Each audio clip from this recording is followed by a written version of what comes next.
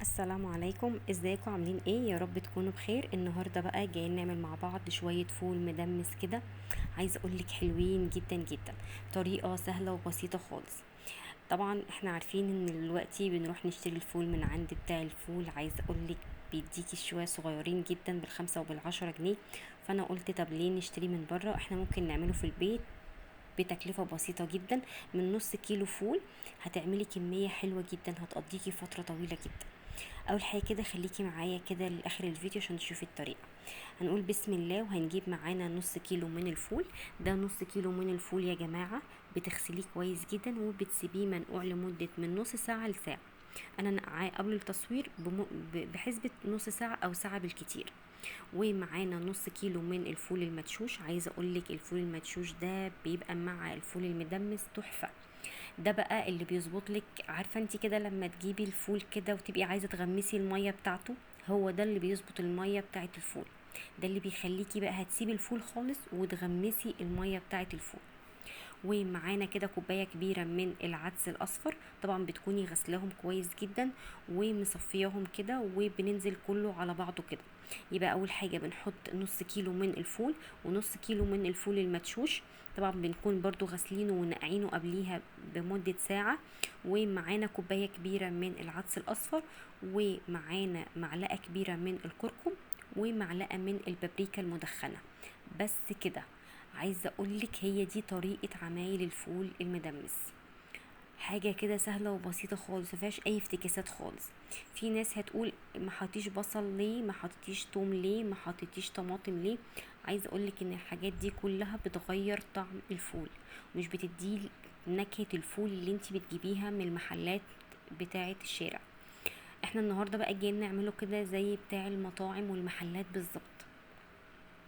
وبنكون طبعا مسخنين ميه في الكاتل او في حله على النار. وبتنزلي على الفول كده بميه سخنه. ما بتحطيش ميه ساقعه خالص عشان الفول ما يسودش معاكي.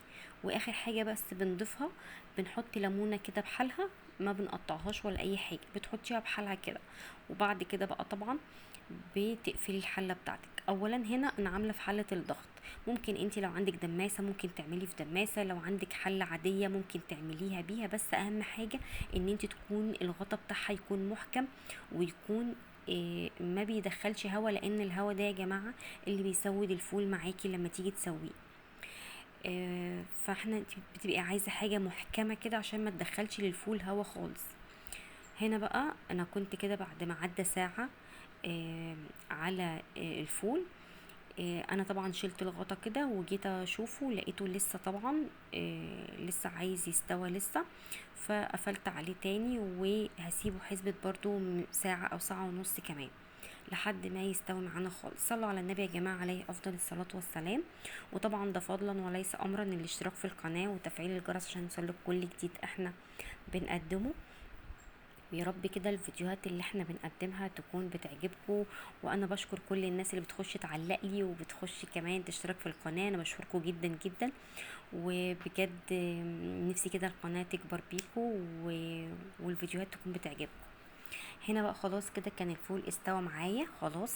فانا طبعا حطيت شويه كده، انا هوضب شويه فول كده علشان اوريهم لك كده قد ايه والله. حاجة البيت بتبقى نظيفة جدا وجميلة جدا. خير في البيت يعني ان انت تدمسي فول كده حلو جدا للفطار للعشاء. لو طالعة مصيف كمان ممكن تدمسي فول وتاخديه معاكي المصيف. بصي حاجات يعني بتنفع في البيت حلوة قوي. هنا بقى انا كنت كده طلعت شوية وبهرسهم كده بالشوكة اهو. طبعا انا هوضبه بقى كده وهوريلك النتيجة في الاخر كده بقى عشان ابهرك بجد اسهل واسرع طريقة لتدميس الفول. حاجة كده حلوة قوي. وعايزة اقولك الفول بصي زبدة. والله الفول زبدة.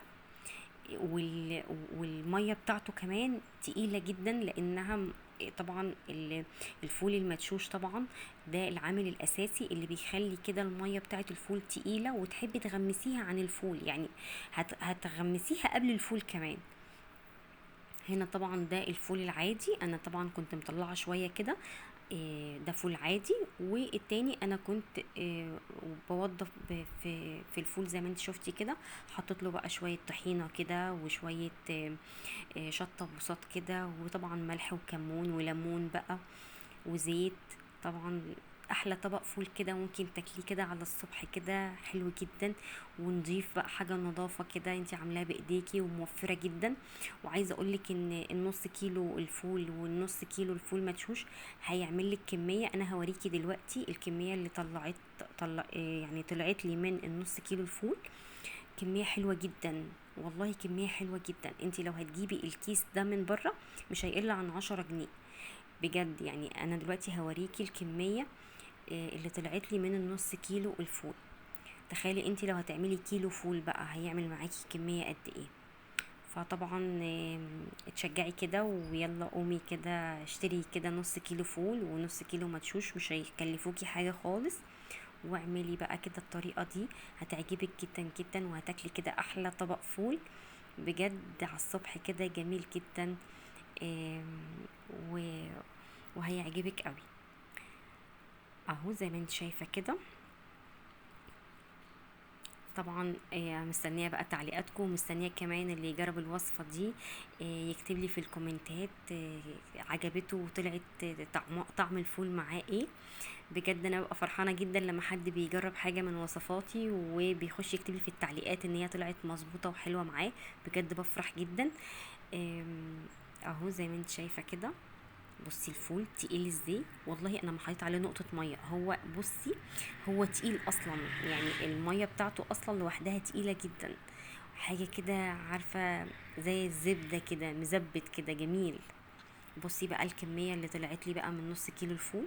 انا ما حطيتش اي حاجه غير النص كيلو الفول والنص كيلو المدشوش بس. وطبعا كوباية العدس الأصفر. شوفي بقى الكمية طلعت لك 10 أكياس فول. انت متخيلة من نص كيلو بطلع لك 10 أكياس فول؟ يعني دول 9. واللي أنا عملته في طبقين كمان أنا مطلعاه.